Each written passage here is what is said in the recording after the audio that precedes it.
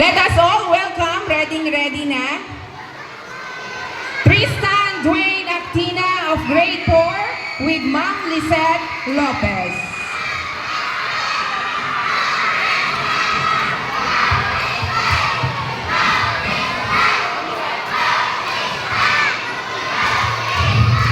Hello everyone, I'm Tristan Dwayne G. Actina from Grade 4 Patience!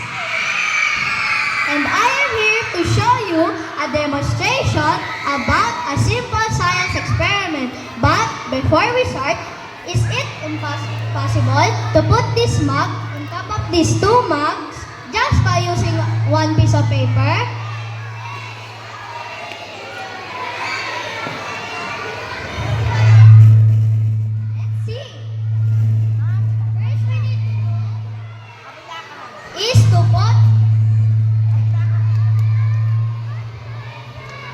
Is to put the paper with layers like an accordion or roof. I have here a finished product of the folded paper. Let's use it. Next thing is to put the folded paper on top of the two mugs. And lastly, we need to put the other mug on top of the folded paper. 3, 2, 1.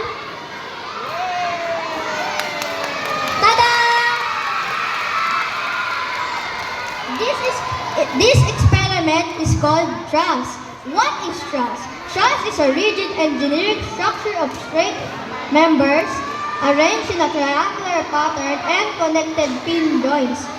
On our experiment, there are connected triangles on every zigzag pattern.